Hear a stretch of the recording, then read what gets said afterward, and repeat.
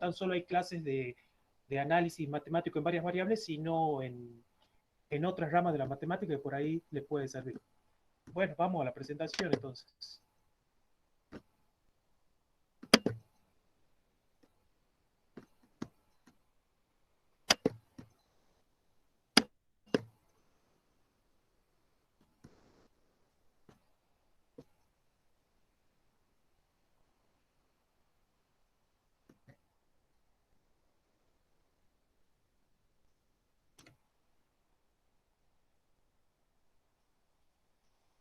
Bueno, vamos a empezar.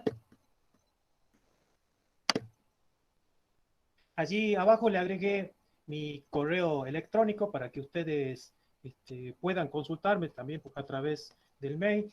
Pero bueno, también tienen mi número de teléfono, tenemos un grupo de WhatsApp con el cual podemos tranquilamente estar en contacto constante. Vamos a empezar con lo que corresponde a análisis de varias variables, pero me interesaba justamente todo lo que corresponde a campos escalares. Vamos a llegar hasta ahí, hasta derivadas parciales en campos escalares.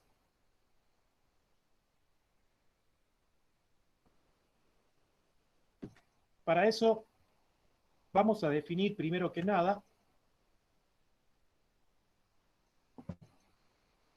un campo escalar.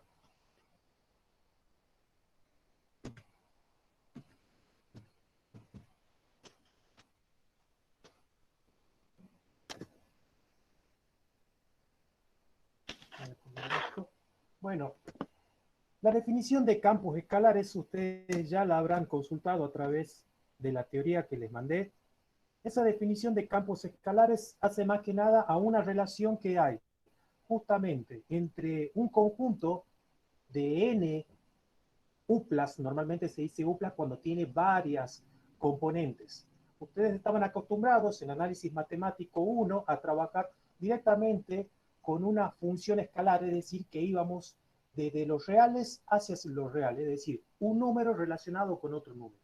Ahora vamos a tener en cuenta de que vamos desde un vector y esta máquina a la cual le llamamos campo escalar transforma ese vector en un escalar, es decir, en un número real.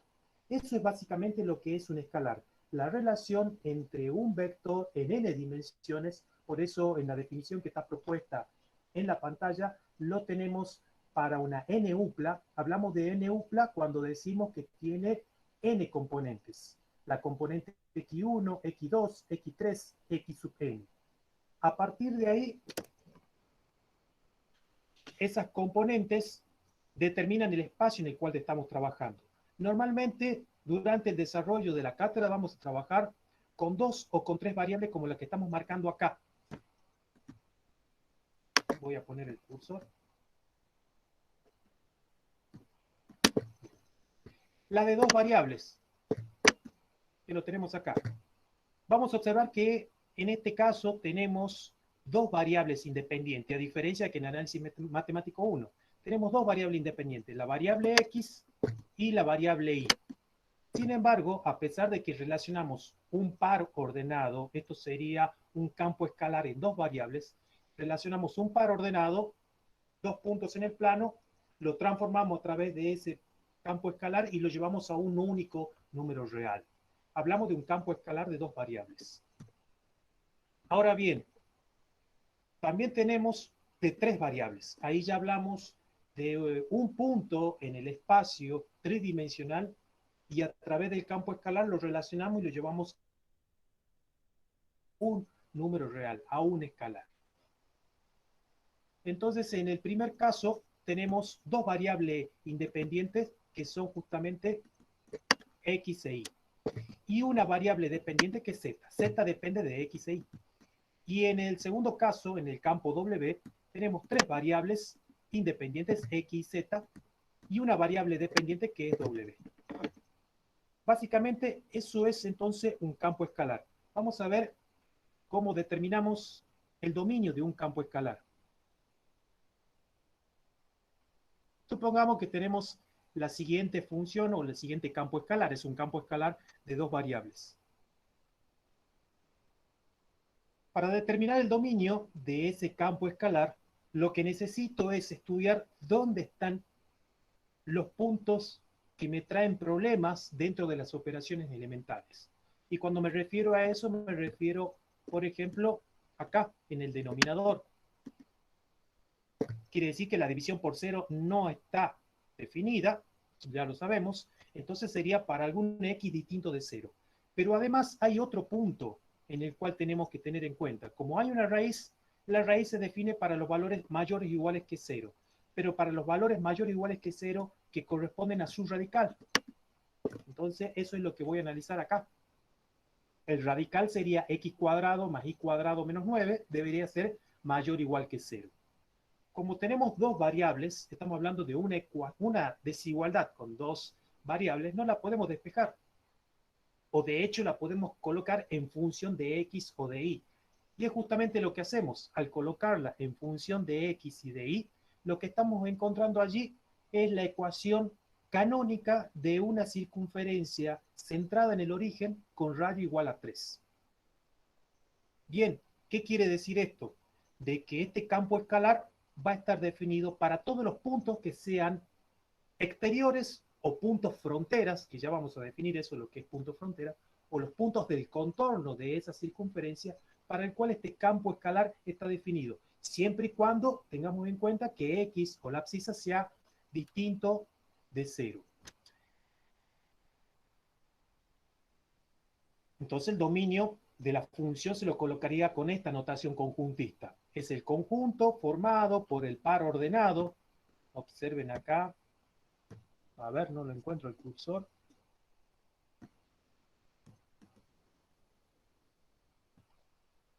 Acá está.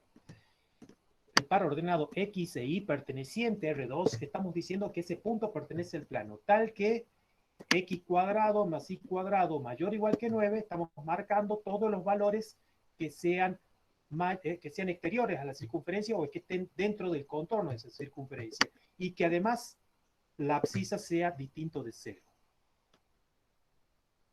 Entonces, si graficamos, en un principio es este gráfico que lo tenemos marcado allí, van a observar todos estos puntos que tenemos acá son justamente los puntos que están dentro del dominio de ese campo escalar. Los que están dentro con blanco no corresponden, y los que están sobre la frontera o sobre el contorno de esa circunferencia, sí.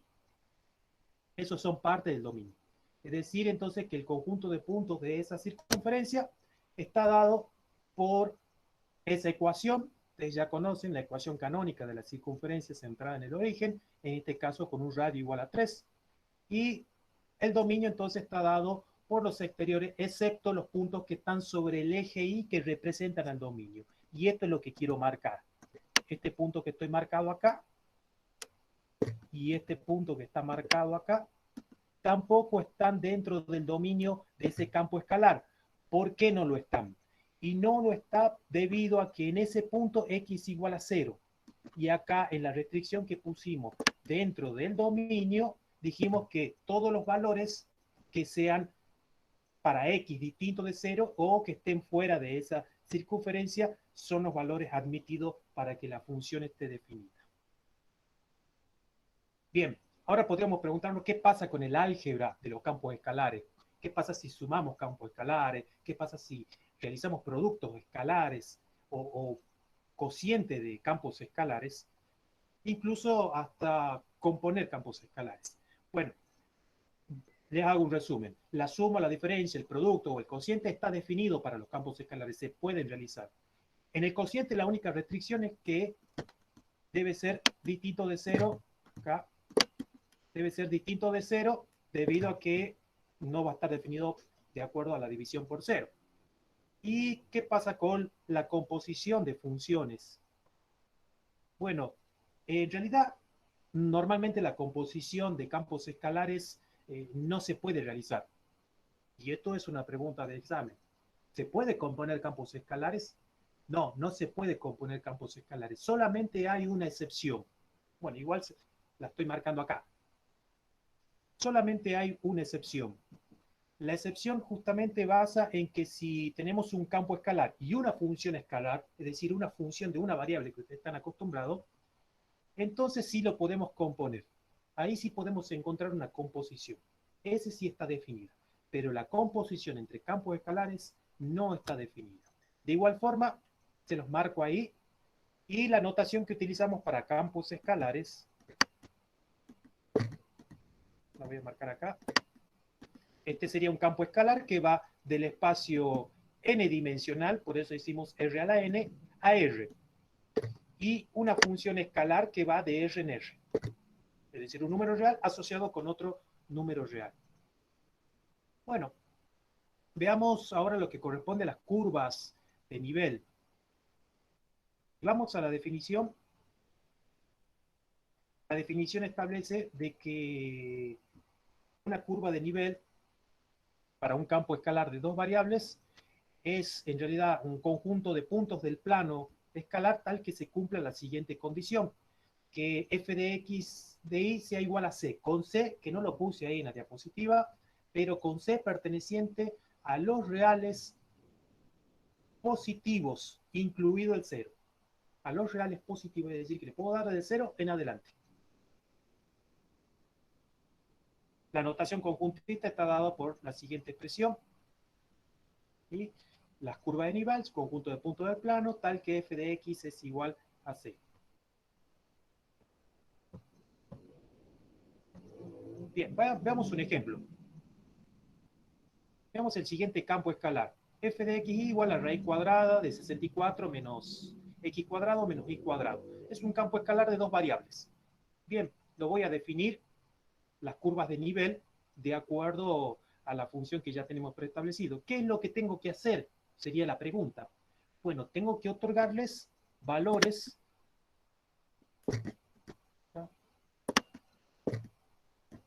Tengo que darle valores a C. Acá lo estoy marcando. Le puedo dar 0, le puedo dar 0.1, 0.3, pero voy a darle valores enteros, así como estamos marcando acá en el diapositivo. Cuando le damos C igual a 0, lo que hacemos es reemplazar en la ecuación que tenemos arriba del campo, y eso me queda la raíz cuadrada de 64 menos x cuadrado menos y cuadrado igual a 0. De allí despejamos y llegamos a una ecuación. La ecuación que estamos marcando acá es la de la circunferencia con radio igual a 8, circunferencia centrada en el origen. Veamos qué pasa si le damos c igual a 1. Bueno, la ecuación se convierte en eso. Esa expresión despejándola, obtenemos otra circunferencia, pero esta de un radio al cuadrado, 63. Para c igual a 2, ya tenemos otra circunferencia. Todas son circunferencias concéntricas, si ustedes van observando. Y veamos para un valor más. Cuando realizamos para c igual a 0, c igual a 1, c igual a 2, obtenemos en realidad un conjunto de circunferencias concéntricas como el que estamos viendo, y esas curvas de nivel no es otra cosa, como cuando tenemos un campo escalar, lo que estamos observando es en realidad una superficie en un espacio tridimensional. En las curvas de nivel lo que encontramos es básicamente la sombra de esa superficie en el plano XY. Estas curvas de nivel, cuando se las representan gráficamente, se llaman mapas de contorno. Y en un principio, hablar de un campo escalar de dos variables, el dominio de una superficie puede interpretarse entonces como una proyección sobre el mismo plano XY. Es lo que le voy a colocar acá. Así, si no tuvieron tiempo de tomar apunte o miran después el video. Bueno, eso es lo que corresponde a las curvas de nivel. Tiene muchas aplicaciones, pero no vamos a hablar mucho de las aplicaciones porque no estamos con mucho tiempo. Veamos, quizás en otro video hacemos hincapié en las aplicaciones. Las superficies de nivel. Vamos con la definición de la superficie de nivel. La definición de superficie de nivel es una definición análoga a la que venimos trabajando con las curvas de nivel. Por supuesto que esto ya corresponde, las superficies de niveles para un campo escalar ya de 3 variables. Las curvas de nivel eran para 2 variables. Y las superficies de nivel básicamente es casi lo mismo, le decía, hay una analogía en donde podemos comparar que acá, sepan disculpar, yo puse C, no quiero que se confundan, bueno, C para las curvas de nivel. K lo van a reemplazar, yo lo estoy remarcando acá, K lo van a reemplazar, es decir, le damos valores, hacemos a esa ecuación, en esa ecuación implícita de ese campo escalar, lo igualamos a distintos valores de C, en donde C debe pertenecer al conjunto de los números reales positivos, incluido el cero, así vamos a encontrar muchas superficies, por eso hablamos de superficie de nivel, en el otro hablamos de curvas de nivel. Y está formado por un conjunto de puntos que pertenece al espacio a medida que hacemos variar este campo. Vamos a hacer un ejemplo de la superficie de nivel. Para eso me voy a adaptar a la definición. Siempre que quiera resolver algún ejercicio de la cartilla o de cualquier parte, busco su definición a la par del ejercicio que quiero realizar. Esa definición es una guía. Lo mismo, cuando hacemos una demostración pasa exactamente lo mismo. Bueno, con esto, ¿qué es lo que voy a hacer? Voy a hacer variar acá. Es decir, le voy a dar valores 0, 1, 2, 3, de la siguiente forma. Observen que este campo escalar no tiene ningún cuadrático. Entonces, en un principio, es la ecuación de un plano en el espacio. Para K igual a 0 tenemos el plano que pasa por el origen. Para K igual a 1 tenemos otro plano. Para K igual a 2 tenemos otro plano. Es decir, que gráficamente tendríamos esto. Ahí está.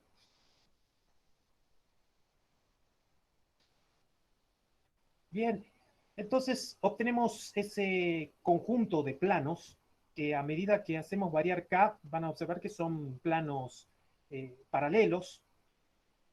Y en un principio podemos decir que un campo escalar de tres variables, el dominio de una superficie, en este caso tetradimensional, y voy a remarcar esto, tetradimensional, porque cuando veíamos curva de nivel, dijimos que eran la sombra de una superficie que está en el espacio. Las superficies de nivel podríamos pensarlo como la sombra de una superficie tetradimensional. Sabemos que no podemos graficar en cuatro dimensiones, pero por lo menos podemos estudiar las superficies de cuatro dimensiones a través de sus sombras, que son las superficies de nivel. Por eso podemos decir que las superficies de nivel es la proyección del dominio de un espacio, en un espacio tridimensional, de una superficie tetradimensional. Bueno, habiendo visto curvas de nivel y superficies de nivel, vamos a definir ahora puntos topológicos, que los puntos topológicos son básicos cada vez que queremos estudiar límites. Más que nada cuando trabajamos con límites de varias variables.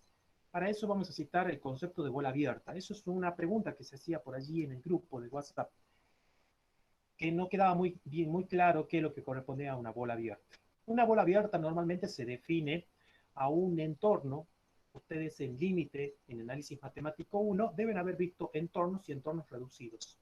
Entornos reducidos en un punto, y ese entorno abierto no era más que una bola, pero para ustedes era un intervalo abierto. En realidad hablamos de bola abierta para un conjunto de puntos, en el cual es equidistante, y equidistante a un punto, el cual no me interesa si ese punto pertenece o no a ese conjunto, y ahí ya entra el concepto de entorno reducido en un punto, pero hablamos básicamente de una bola. Cuando hablamos de una bola, estamos generalizando para una dimensión, para dos, para tres, para cuatro, n-dimensional. Cuando hablamos de intervalo, estamos hablando de una bola de una dimensión.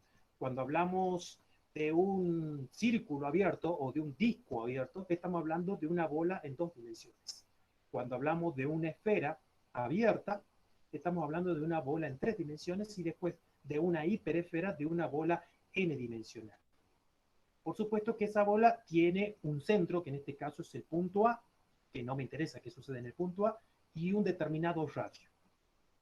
Bueno, vamos a ver qué pasa en una variable. En una variable se le puede definir a través, y acá vamos a citar el concepto de valor absoluto, a través de la distancia de los puntos. Gráficamente lo podemos expresar como este intervalo, el cual es simétrico con respecto a un radio.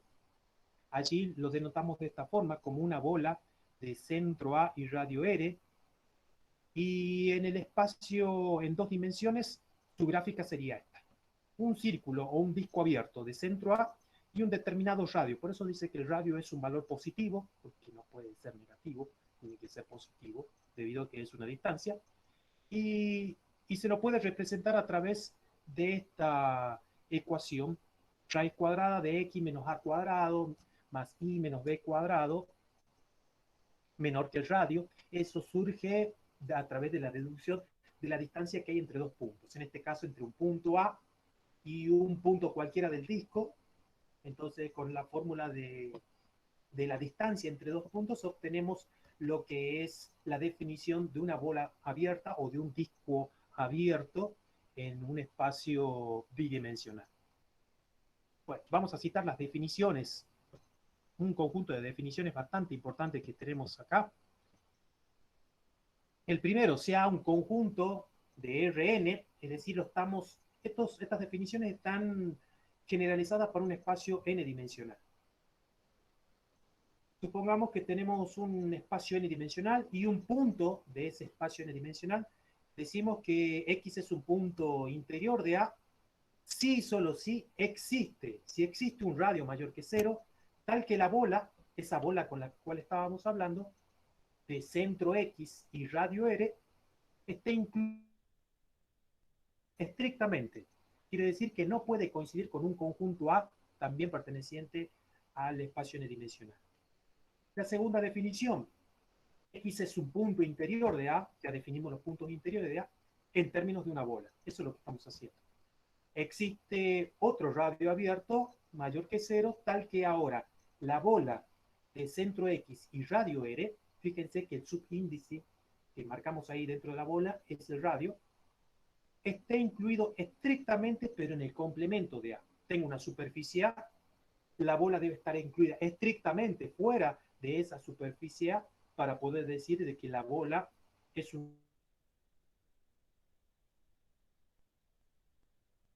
a ese conjunto A. Veamos otro. ¿Qué pasa con los puntos frontera? Bueno, los puntos fronteras por allí es una definición diferente. X un punto de frontera, sí, solo sí, y acá aparece otro cuantificador, es un cuantificador universal para todo X, perdón, para todo R mayor que cero, es decir, siempre que el radio sea mayor que cero, la radio R intersectada con ese conjunto A debe ser distinta de vacío. ¿Qué quiere decir? Que no puede ser interior. Y que la bola de centro X y radio R intersectada con el complemento debe ser distinto de vacío. No puede ser exterior. Es decir, que está entre parte de esta bola está fuera y parte de esta bola. Y a eso es lo que se denomina punto frontera, siempre y cuando X sea el centro de esa bola.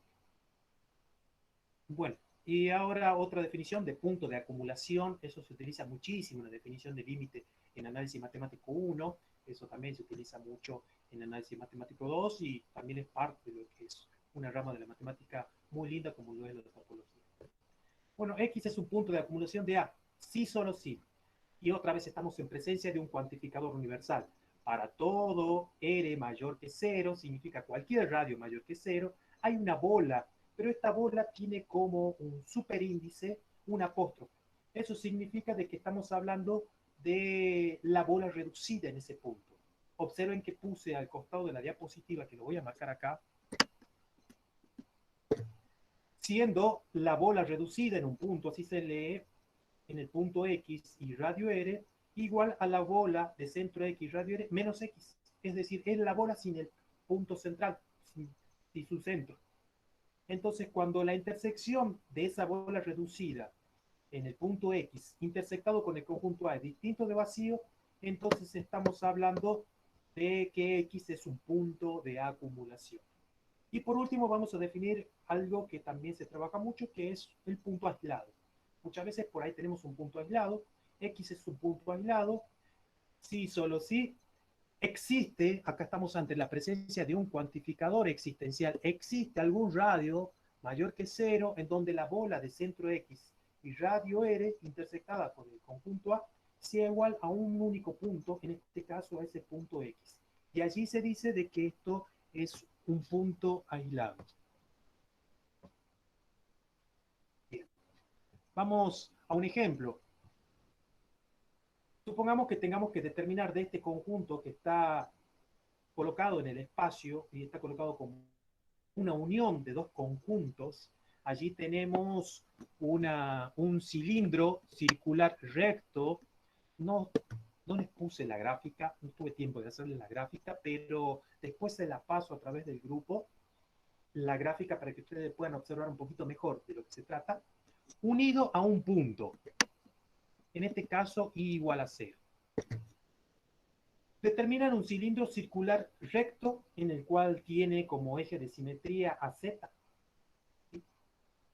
Imagínense el eje de Z en el cual tenemos el cilindro circular recto, el cual tiene un radio igual a 2. Bueno, para determinar los puntos interiores, y bueno, basándonos en la definición de puntos interiores, es la circunferencia unida a quién, a ese punto, que en este caso es I igual a 0. Cuando decimos I igual a 0, en realidad es un plano. Este cilindro está siendo cortado por un plano. Y allí estamos hablando de los puntos interiores.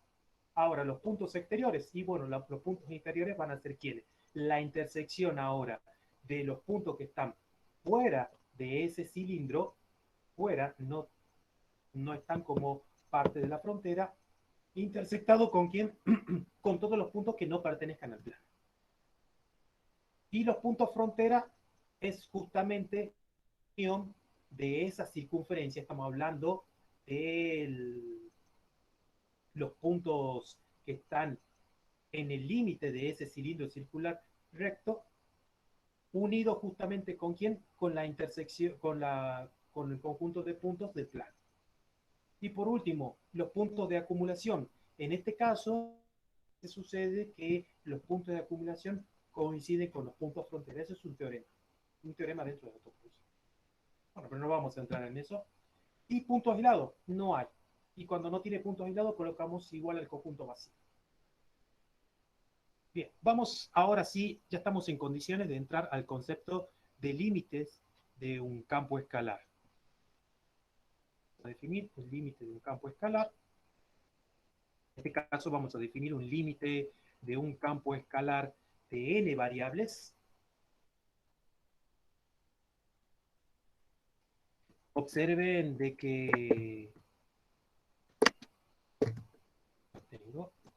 tenemos un campo escalar, de n variables. Tenemos un centro, ahí estamos hablando de un centro, y que no me interesa excepto el mismo punto, siempre y cuando esté definida en alguna bola abierta con ese determinado centro. Y cuando habla de bola abierta, está dando un radio totalmente arbitrario, siempre y cuando sea positivo. Entonces a ese número L se le va a llamar límite. Cuando cumpla esta definición, el límite, y van a observar que ahora ya no tenemos como en análisis matemático 1 que hablábamos que X tiende a 0, que X tiende a un número A. Acá hablamos ya de que tenemos un X1, un X2, es decir, que estamos hablando de una NUPLA perteneciente al espacio n dimensional, el cual tiende a un valor específico, a un valor en particular, el cual estamos marcando acá con estos subíndices y estos superíndices. De un campo escalar de n variables va a ser igual a un número. Recuerden que L básicamente es un número. Y aparece justamente un epsilon, que es la medida de la representación, el cual es, en este caso, representa, es aquella variable dependiente, porque depende de esa n upla, el cual se forma un entorno. Y ese entorno tiene un radio, y ese radio es justamente epsilon. Y delta es parte de lo que se conoce como radio, pero en este caso de la n-upla. En este caso tenemos una bola abierta n-dimensional, ¿no? Bueno, ya habiendo definido lo que es un campo escalar, vamos, vamos a hacer una pequeña demostración de cómo se puede demostrar que un determinado campo escalar utilizando la definición de límite, la definición rigurosa de límite. Bueno, hay que demostrar que el límite para ese campo escalar X, que el cual tienes de X y tiende a un punto AB, es igual a A. Para eso nos vamos a basar y voy a colocar la definición justamente de un límite de un campo escalar en dos dimensiones, es decir, de dos variables. Observen que se tiene que cumplir primero que nada, lo voy a marcar acá,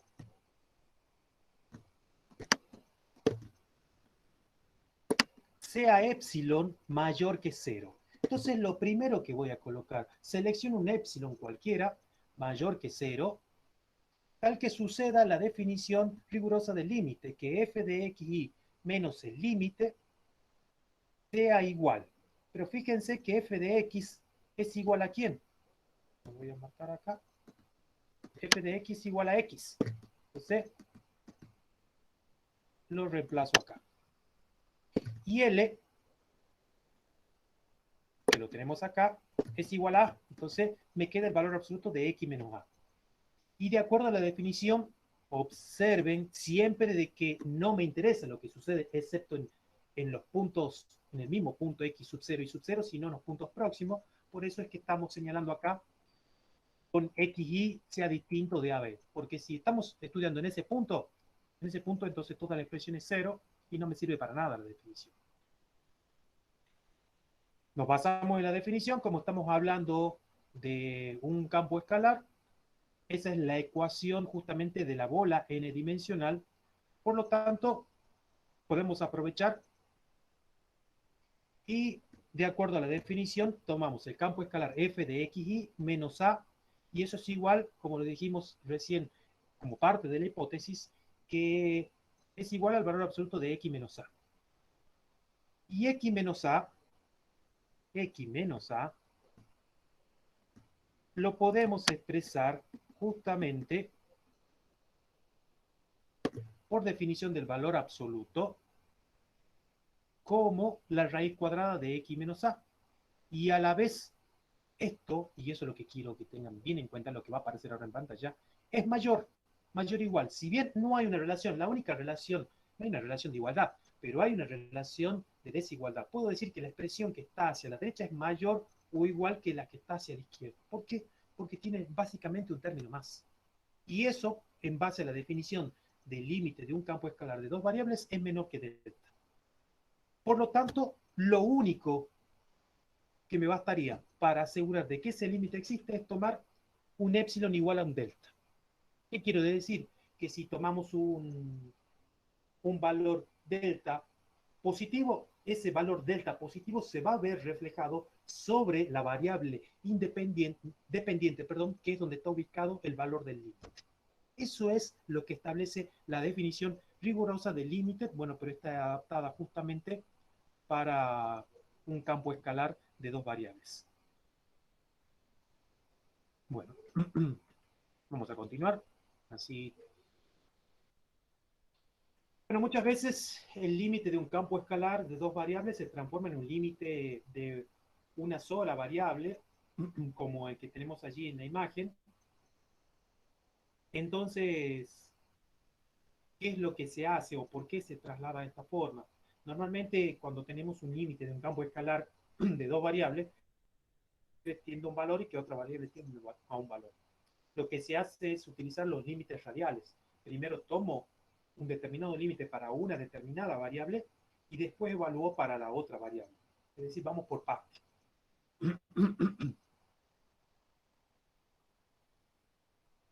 Veamos acá algo que se utiliza muchísimo. Supongamos que tenemos un conjunto S. A veces cuando determinamos... A ver, te lo explico con un poquito más de rigurosidad. Demostrar que un límite en un campo escalar existe requiere como condición necesaria y suficiente basarnos en la definición rigurosa del límite, así como hicimos con el ejemplo en las diapositivas anteriores. Sin embargo, hay métodos aproximados que nos permiten asegurar de que el límite no existe o creer a priori de que el límite existe, pero creerlo, nada más, no me asegura de que el límite existe. Bueno, ¿cómo hacemos esta metodología para poder determinar si un límite existe?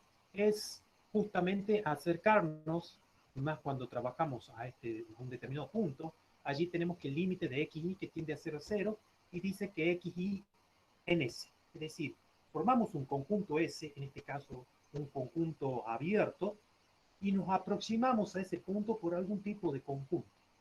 Normalmente, cuando queremos aproximarnos a través del límite que pasa por el origen, nos aproximamos por la recta y igual a x, que es la bisectriz del primer y tercer cuadrante. Podríamos aproximarnos también por la recta y igual a menos x. O se me ocurre por y igual a x al cuadrado, que es una parábola. Es un conjunto de puntos que pasa por el origen. O por y igual a x cubo. Incluso hay algunas bibliografías que trabajan con y igual a ax al cuadrado, que es una parábola genérica que pasa por el origen. Y con todos esos límites, evaluarlo, lo que se hace es ver si los límites son distintos. Si los límites son distintos, entonces podemos asegurar de que el límite no existe. Pero si los límites son iguales, podemos creer a priori de que el límite existe. Veamos el siguiente ejemplo. Bueno, yo puse allí probar 2. Se lo voy a dejar el segundo como ejercicio para ustedes. Vamos a hacer el tercero así. Bueno, antes que nada, usamos un teorema de aproximación. El teorema de aproximación establece lo siguiente, de que si dos límites nos acercamos por conjuntos diferentes, que es lo que le estaba mencionando recién, siempre y cuando se tenga x sub 0 y sub 0 como punto de acumulación, entonces el límite no existe. Lo que estamos señalando acá, esta es la simbología de que no existe. Veamos el siguiente conjunto. El límite para xy que tiende a 0, 0 de ese campo escalar de dos variables. Bueno, lo copio ahí.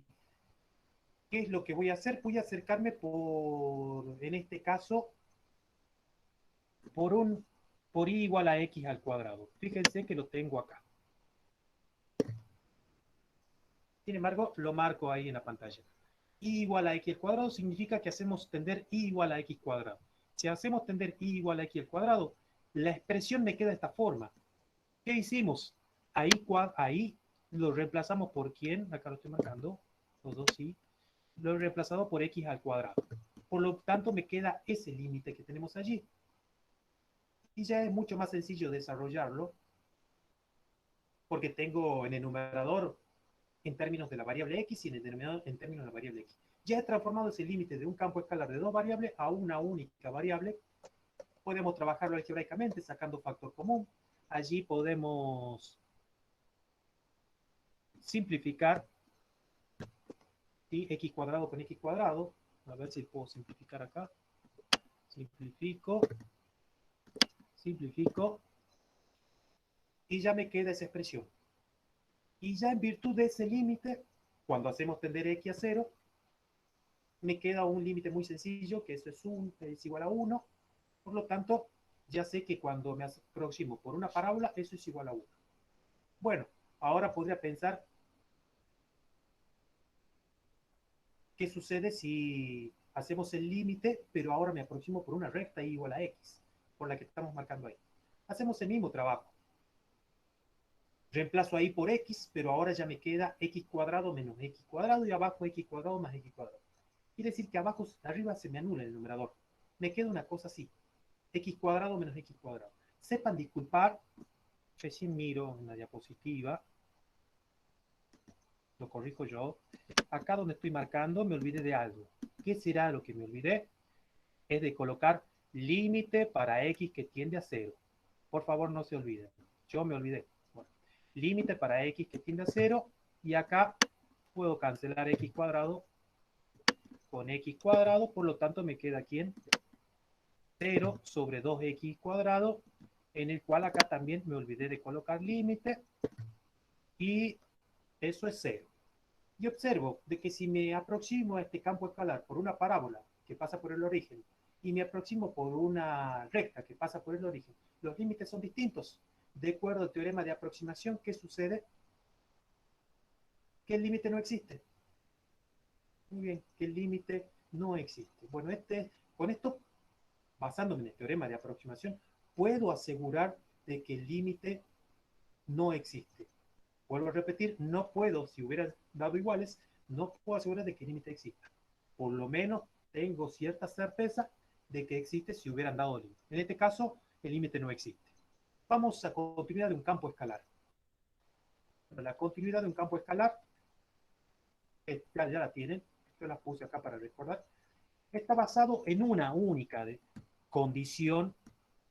Hay algunas bibliografías que marcan varias condiciones, pero me pareció bastante más práctico tomar la única condición, que el límite de ese campo escalar para ese valor x sub 1, x sub 2, x sub n es igual a la función valuada en ese punto. Veamos un ejemplo.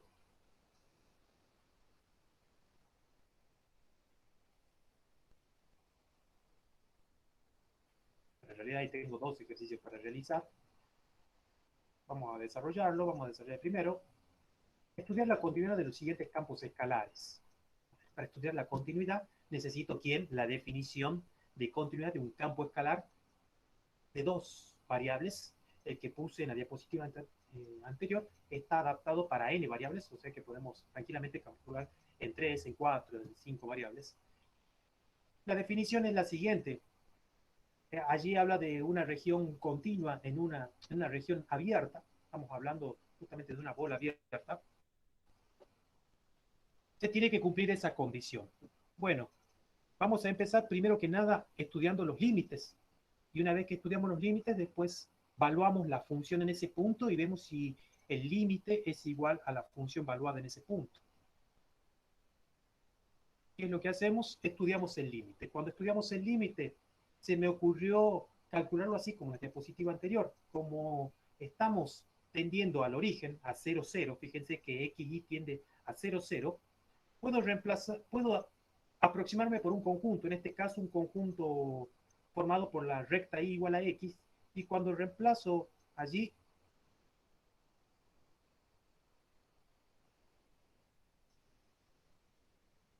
me quedaría, acá hay algo que, perdón, acá no me estoy aproximando, solamente estoy haciendo tender el límite para x que tiende a 0 primero. Es decir, en cierta forma me estoy aproximando por la recta igual a 0. Cuando me aproximo por la recta igual a 0, van a observar de que esta expresión que tengo en el numerador se hace 0. Y este 0 como numerador no me va a dar otro resultado que ¿quién? Que igual a 0. Bien, ahora sí me voy a aproximar por la recta igual a x. Cuando me aproxime por la recta igual a x, significa que ahí voy a reemplazar por x. Y allí ya tengo x al cuadrado.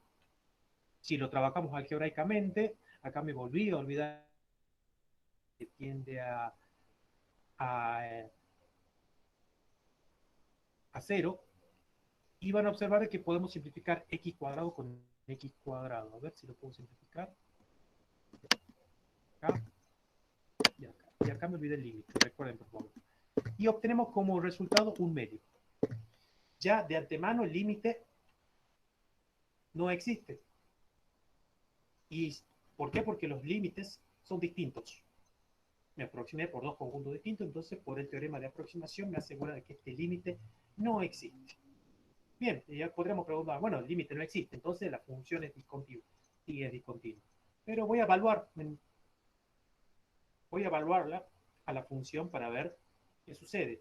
Y observamos de que si tenemos el campo h, h de 0, 0 es igual a 0, de acuerdo a la restricción, porque esta función solamente está evaluada para el punto 0, 0 cuando el campo vale 0. Y bueno, observamos de que en realidad no existe, por lo tanto presenta un tipo de discontinuidad esencial, es decir, inevitable en el punto 0,0. Bien, vamos a la parte de derivadas parciales, que ya va a ser lo último. Ya no los quiero cansar tanto. Vamos a dejar que descansen un poquito.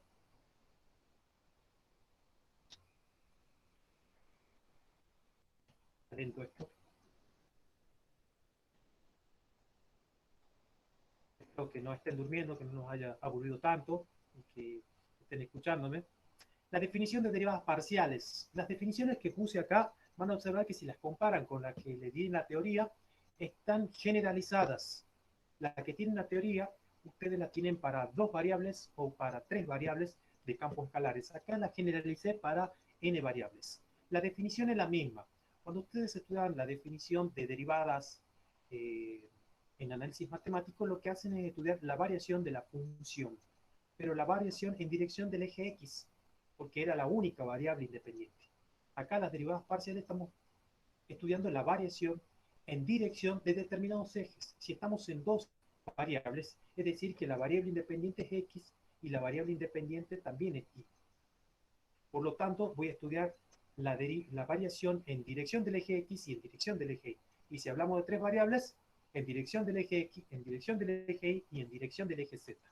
Por eso es que hablamos de derivadas parciales. Derivo parcialmente con respecto a X, estamos estudiando la variación con respecto a X. Derivo parcialmente con respecto a Z, estamos estudiando la variación con respecto a Z. Quiere decir que allí Z o X, si estamos hablando correspondientemente, sufren un incremento. Ese incremento lo denotamos como delta de X.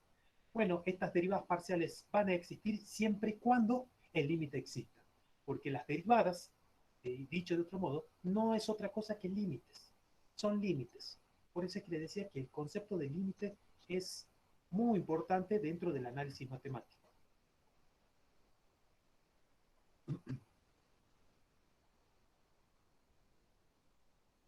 Uy, esto me salió pegado del punto anterior de continuidad. Bueno, eso es un ejemplo en el cual debo encontrar los puntos en el que el campo es continuo. Es muy sencillo porque veo que es una función racional en donde el denominador aparecen 3 variables, es un campo escalar de 3 variables, y lo único que tengo que hacer es ver para qué valor está definida esa función, solamente para los valores que sean en el cual el denominador sea distinto de 0. Entonces igualo el denominador a 0, que es lo que puse allí. Por lo tanto, voy a despejar allí z y me queda x cuadrado igual a y cuadrado igual a z. Eso no es otra cosa que un paraboloide. Quiere decir que este campo escalar es continuo para todos los puntos que están en el paraboloide.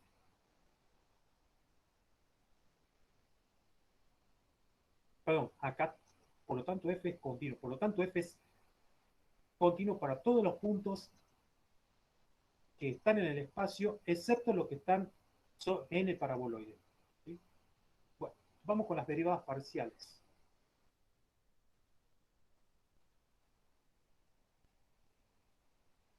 La vamos a denotar así. Allí tenemos las derivadas parciales de campo escalar de 3 variables. Fíjense que en el primer caso, cuando dice D1, estamos hablando de la derivada parcial con respecto a X, y acá la que sufre el incremento es X, es la derivada parcial con respecto a X. Acá la que sufre el incremento es y en la tercera la que sufre el incremento es Z. Por eso hablamos de derivada parcial del campo con respecto a X, con respecto a Y y con respecto a Z. Siempre y cuando estos límites existan, ¿no? Para imponerle un poco de rigurosidad. Bueno, vamos a aplicar la definición de derivada parcial para poder calcular la derivada de este campo. Voy a citar la definición de derivada parcial, pero ya adaptada para un campo de 2 variables, puesto que tengo un campo de 2 variables, ya lo tengo que identificar. Cuando bueno, voy a calcular solamente la derivada con respecto a X. Se la voy a dejar como ejercicio para ustedes, para que calculen con respecto a Y. Pero se trabaja de forma análoga. Fíjense que cuando calculo la derivada con respecto a x, la que sufre el incremento es x. Quiere decir, entonces, de que a x en el campo escalar lo voy a reemplazar por x más h. Voy a hacer una aclaración. Acá utilicé, es reemplazado h, perdón, al incremento de x por h por una cuestión de comodidad y de notación que sea más sencillo. A x lo vamos a reemplazar por x más h, que es lo que hice acá. X más h cuadrado menos 2xh por i cuadrado, y bueno, y esto es f de xy. Y lo demás es algebraico. Tendría que desarrollar el cuadrado de un binomio, distributiva, y me queda una cosa así. De ahí tendría que ver los términos semejantes para poder cancelarlos, para que me quede de esta forma. Observo que h se repite en todos los términos del numerador, podemos sacarlo como factor común, como lo que tenemos allí, y podemos aprovechar y podemos simplificar h. Por lo tanto, me queda de esta forma, y haciendo tender h a 0, me va a quedar solamente 6x menos 2y, que representaría la derivada parcial de f con respecto a x, utilizando la definición de derivada parcial. Por supuesto que esto es para algunos ejercicios, porque utilizarlo constantemente se vuelve engorroso, más que hay campos escalares por ahí bastante complejos. Bueno, vamos a pasar a una definición alternativa de la derivada. Esta definición alternativa de la derivada nos permite poder calcular las derivadas parciales de x y de y. Yo les puse ahí que el d, que tiene como subíndice 1, es la derivada parcial con respecto a x. Son mucho más sencillos de poder calcularla y se resuelve mucho más rápido. Entonces podemos utilizar esa definición alternativa. Bueno, supongamos que tenemos que probar. Así hay un ejercicio dentro del trabajo práctico, que tenemos que probar la derivada parcial con respecto a x en el punto 0, 0 es igual a la derivada parcial con respecto a y en el punto 0, 0 y es igual a 0, siempre y cuando f de x y el campo esté dada por esa función que tiene una restricción, que solo va a valer 0 si x y es igual a 0. Bien, para poder probarlo voy a utilizar la derivada de la definición alternativa de la derivada, que es la que yo puse allí. Por lo tanto, me va a quedar de esta forma. Van a observar que a i sub 0 en la definición lo he reemplazado por 0, y que x sub 0 e y sub 0 lo he reemplazado por 0, 0. ¿Por qué? Porque lo estoy estudiando en el punto 0, 0. Acá también x sub 0 está reemplazado por 0. Y me queda un límite mucho más sencillo. Imagínense, si evalúo el campo escalar en el punto x0, lo que voy a encontrar es un límite de una variable. Un límite incluso hasta sencillo. Cuando lo resuelvo, eso es igual a 0. Bien, ya calculé la derivada parcial con respecto a x en el punto 0, 0. Ahora vamos a hacer el mismo trabajo utilizando la definición de alternativa, pero calculando con respecto a y. Y bueno, ahora hacemos al revés, de manera análoga. Ahora ya a x reemplazamos por 0, y eso lo convierte en un límite de una sola variable, en este caso en términos de la variable y, el cual también es sencillo de calcular y es igual a 0. Por lo tanto, hemos demostrado de que las derivadas parciales con respecto a x y con respecto a y en el punto 0, 0 es igual a 0 y son iguales. Vamos con las notaciones para las derivadas parciales en campos escalares de 3 variables. Supongamos que tenemos el campo escalar dado de 3 variables que va de R3 en R, tal que W es igual a f de x, y, z. La notación podemos utilizar de esta forma, que es, ¿cómo se lee? Derivada parcial de f con respecto a x. O acá, derivada parcial de f con respecto a x, o a veces se coloca a w al campo como subíndice x. O con la notación de Leibniz, derivada parcial de W con respecto a X. Acá, de manera análoga, la derivada parcial del campo con respecto a Y, y bueno, de la misma manera, derivada parcial de F con respecto a Y, o con respecto a Z, la derivada parcial de F con respecto a Z. Eso es algo que deben tener en cuenta cada vez que ustedes tienen que hablar de derivadas parciales. Saber cómo se hereda derivada parcial no es tan solo practicarlas. Tengan en cuenta que ustedes van a ser docentes en matemáticas y tienen que saber bien los términos técnicos que se utilizan normalmente, no tan solo en el análisis matemático, sino en todas las ramas de la matemática. Vamos a calcular las derivadas parciales. Vamos a calcular derivadas parciales mixtas de un campo escalar.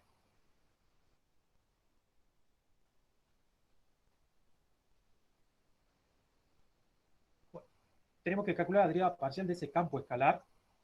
Es un campo escalar de dos variables, pero hay que calcular la derivada parcial con respecto a X y después con respecto a X.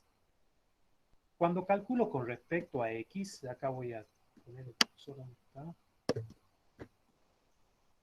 Cuando calculo con respecto a X, tengo la derivada de una diferencia. Si la separo en términos, la voy a separar en términos. Acá, y acá tengo el otro término. En el primer término, voy a derivar con respecto a X. Significa que Y va a ser constante. Me olvido de Y. Derivo X al cubo. La derivada de X al cubo es ¿quién? Es 3X cuadrado, acompañado de la constante, que en este caso es Y. ¿Qué es lo que puse acá? 3X cuadrado Y. Menos. Vamos. Ahora tengo la derivada con respecto a X de esta expresión. Bueno, observo de que Y es constante. Entonces Y va a seguir estando donde está. Debo derivar coseno hiperbólico de X. Coseno hiperbólico, bueno, eso es una función que tiene una particularidad. Tanto el coseno hiperbólico como el seno hiperbólico tienen la misma derivada, así que son fáciles. La derivada del coseno hiperbólico es seno hiperbólico de Y por la derivada del argumento. La derivada de xy sería la derivada de quién con respecto a x, sería solamente y. Por eso es que pusimos acá y por seno hiperbólico de xy y por y. Bueno, acomodándolo un poquito, la derivada de la expresión 3x cuadrado de y menos y cuadrado seno hiperbólico de x. Lo que hice en ese paso ya es álgebra, acomodé un poquito más. Ahora, como tengo que derivar f con respecto a x dos veces, recién veo que derivé con respecto a dos veces, bueno, la voy a derivar. Derivo nuevamente. Cuando derive nuevamente, sigo manteniendo a y constante y derivo a x. Por lo tanto, la derivada de x cuadrado va a ser ¿quién? 6x cuadrado. Y acá tendría y cuadrado como constante, tendría que derivar seno hiperbólico de xy. La derivada de seno hiperbólico es ¿quién? Coseno hiperbólico de xy por la derivada del argumento con respecto a x, que vendría a ser y. Acomodándolo un poquito, es esta expresión. Y ya tengo esta notación que se lee derivada parcial de segundo orden de f con respecto a x dos veces. Yo a mí tengo ahí un error de tipeo. Con respecto a x dos veces.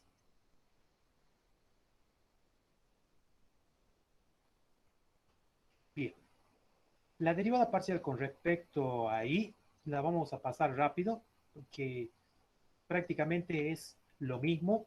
Igual ustedes me pueden ir preguntando en el grupo de WhatsApp, no hay ningún problema. Pero se hace exactamente lo mismo. Ya tomo constante a x y derivo con respecto a y. El teorema de las derivadas mixtas. Ese teorema es un teorema en el cual establece de que si tenemos dos campos definidos en un campo, en un disco abierto, y suponiendo de que las derivadas mixtas existan, entonces esas derivadas mixtas son iguales. Para eso vamos a tomar una notación y vamos a ver la lectura.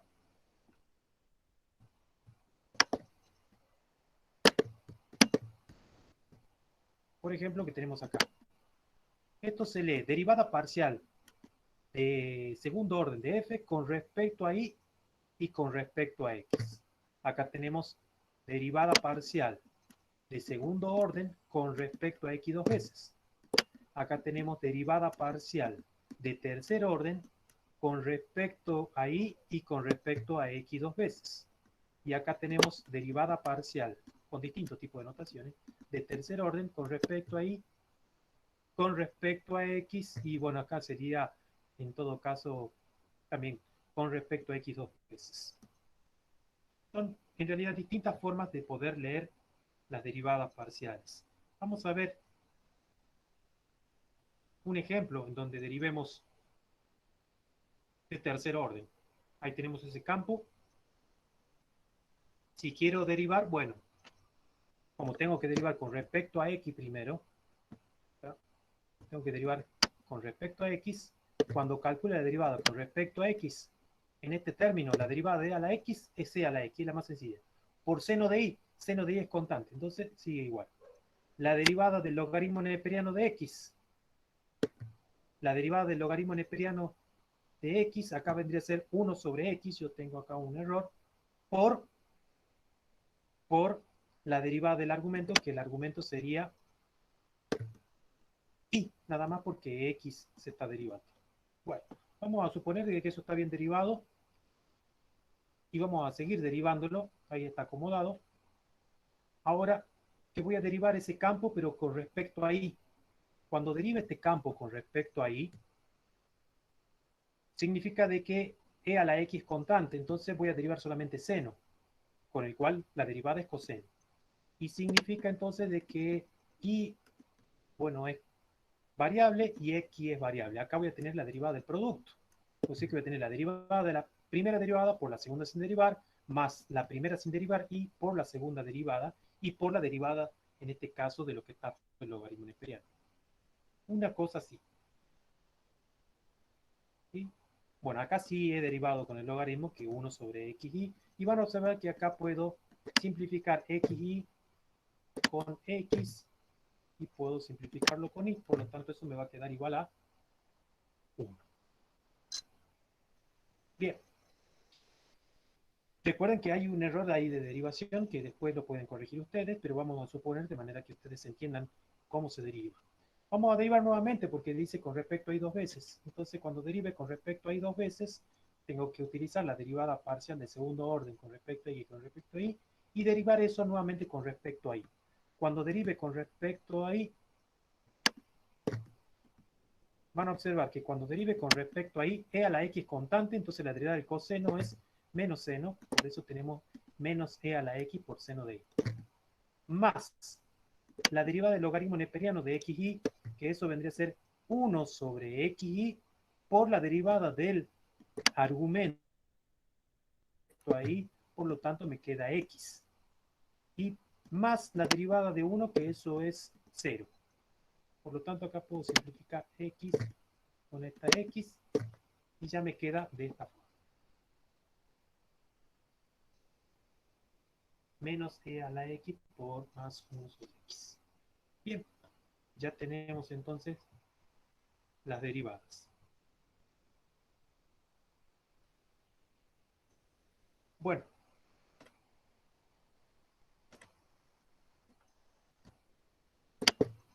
ya con esto hemos finalizado lo que corresponde hacia derivadas parciales. Veo que ya me hicieron las consultas. ¿Qué editorial recomienda para que utilicemos para